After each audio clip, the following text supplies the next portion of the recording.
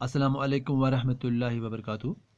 प्यारे बच्चों, आज पढ़ो methods of separation. Class 6 continue lesson पढ़ान क्लास 6 साइंस यथ नाव चैप्टर नंबर 5 ये सब सेपरेशन ऑफ सबस्टेंसेस। अथ मज रात तुझाव सबस्टेंस क्या गई। आज पढ़ो सबस्टेंस अम कितन सेपरेट करान। पतमिस लेक्चरस में वन तो मे एक सबस्टेंस हे सॉलिड फॉर्म मज लिक्विड तक गैस या इवन कि पाउडर अत खास पर्टिकुलर प्रॉपर्टी आ। प्यारे बच्चों, ये अगर कह सबस्टेंस अत मज दो या दो खुद ज्यादा मालिक्यूल तिस पे वन अत सह गो मिक्सचर। यानी when a substance contains two or more kinds of molecules, it is called a mixture। ये लिख थोड़ा बहुत। when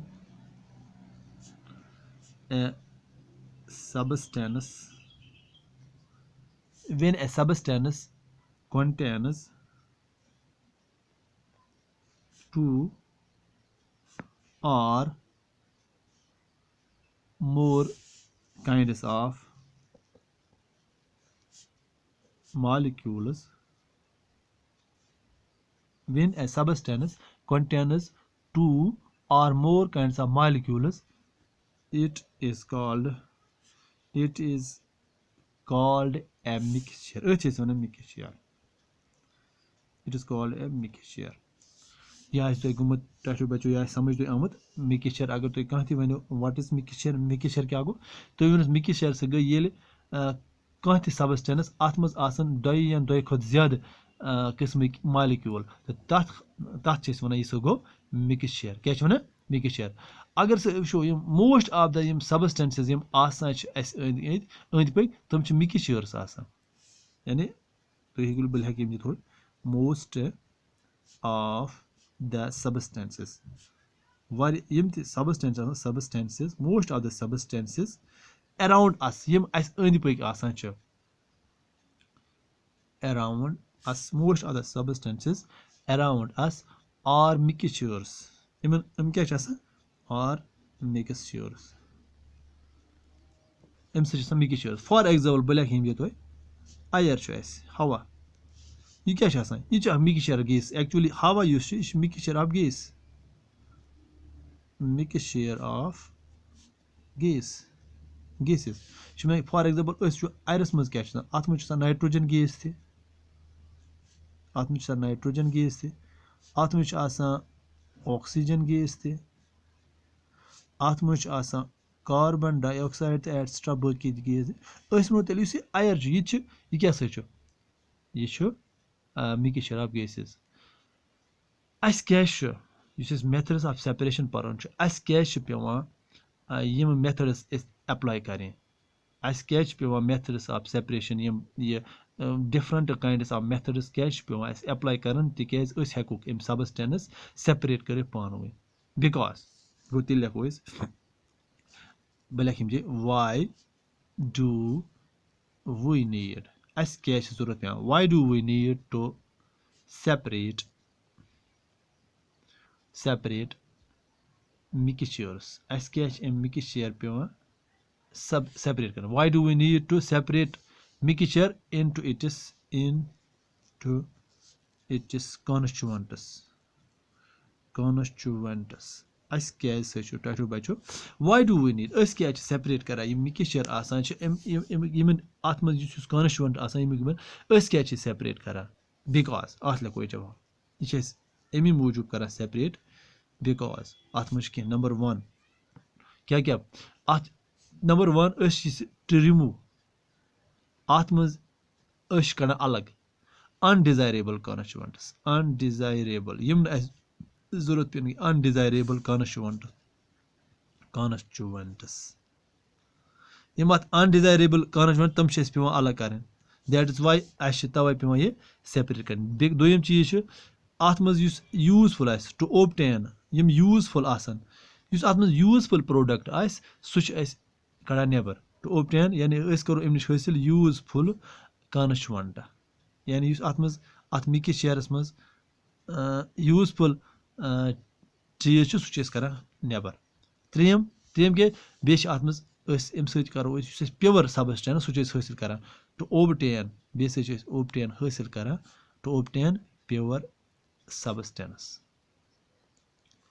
अम क्या मिल प्योर सबस्टेंस सह मिलान अम नश टाटो बचो दैट इज वाई तवे पे सेपरेट कर मिक्सचर पान वन अत वो पो मेथड्स तुलो यानी मेथड्स मज तुलो गो मेथड्स ऑफ सेपरेशन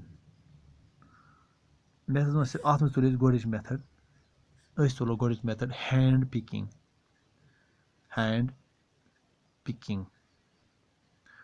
पिकिंग अगर तुम इंग्लिश मेन सिंपल मीनिंग वो हैंड वन अथस पिकिंग गो उठाना यानी चारा ये वन चारुन तुम वो टाटो बचो तुम आसो वुचम तुज मम्मी इस पे तुमुल इस पे तमिस बत आसान रनुन तिस पे सह तथ तुमलस चारान कशर पे क्या चारान तम तुमलस मज चाहे सह तथ मज गर्द कई या गर्द या मतलब तथ मज कह चीज़ मतलब यूजफुल प्रोडक्ट कह सह तम नबर कड़ान तथ क्या कर अगर अत राइसस मज चाहे सह राइस या वीट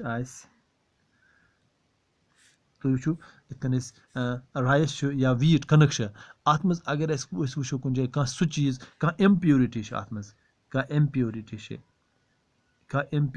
अगर अत मज कह इम्प्यूरिटीज इन मज अगर इम्प्यूरिटीज फॉर एग्जाम्पल क्या क्या इम्प्यूरिटी अत मज स्टोन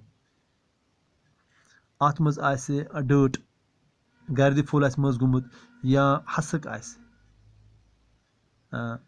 यम चीज़ अगर अत इन क्या कर त्रोवे चीज़ रिमूव कर तिक अनडिजायरेबल यम यूजफुल प्रोडक्ट कह नबर कड़ान मगर यम कितन नबर यह आर्मी सान इस पे कुन मतलब बानस मज रटान तुमुल तथ मज स्टोन या डर्ट या हसक सह अत तुलान कड़ान नबर that is why it is called hand picking method इस हैंड पिकिंग मेथड यह एक्चुअली क्या लगान it is used for separating slightly larger size impurities यानी अत मज कर लार्जर साइज इम्प्यूरिटी यानी स्टोन यह बड़ इथे कन डर्ट या हसक लार्जर इम्प्यूरिटी इन कड़ान पत सेपरेट कर अलग विद द हेल्प ऑफ कम सन्न अथ that is why it's called अत क्या one it is called hand picking यह गई हैंड पिकिंग मेथड यह गोच मेथड अत मज टाटो बचो यह आसो आमत समझ वो पो दुयम मेथड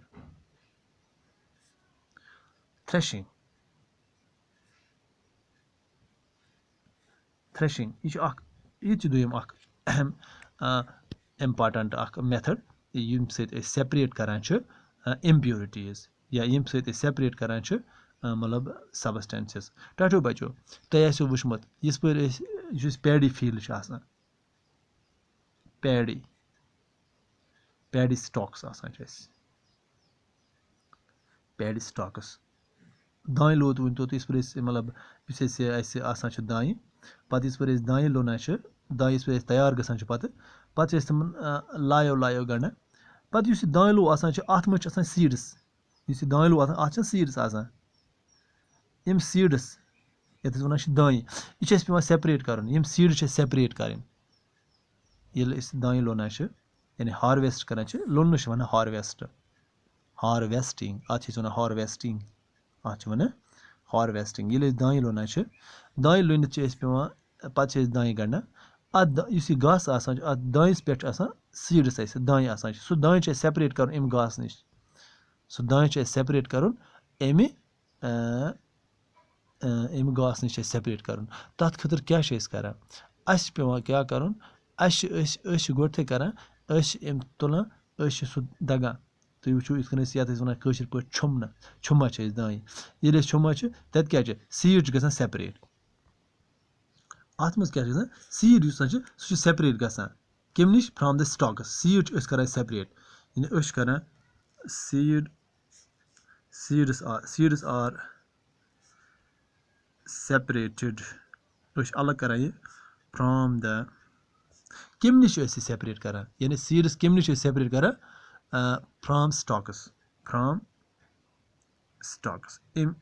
दान लो अम स्टॉक नश पे मतलब सीड सेपरेट करा that process called threshing that process called threshing threshing क्या गई अस हेको सिंपली लिखित द प्रोसेस यह गई सह प्रोसेस यह गई सह अमल दैट इज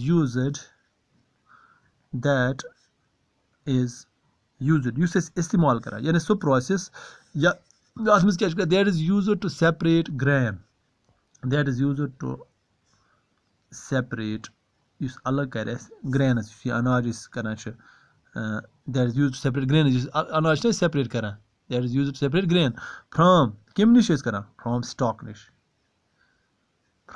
स्टॉक निश इज कॉल्ड थ्रेशिंग अत वन थ्रेशिंग ओके यह आस गोमुत क्लियर गो यम मेन प्रोसेस यम ईजीली समझन यानी अख पे हैंड पिकिंग दुम पे थ्रेशिंग तो हैंड पिकिंग एंड थ्रेशिंग यह इस्तेमाल करान टू सेपरेट अत मज क्या अत मज यम सेपरेट करो या रिमूव करान अनडिजायरेबल कॉन्स्टिट्यूएंट्स या सबस्टेंसेस इथे कन अत मज अमे मूजूब हासिल करान अत मज हासिल टू ऑब्टेन यूजफुल यूजफुल चीज़ अत मज सह हासिल करान आज गो युतुई इंशाअल्लाह बेकिस लेसन बेकिस लेक्चरस में तुलो बाकी मेथड खुदा हाफिज।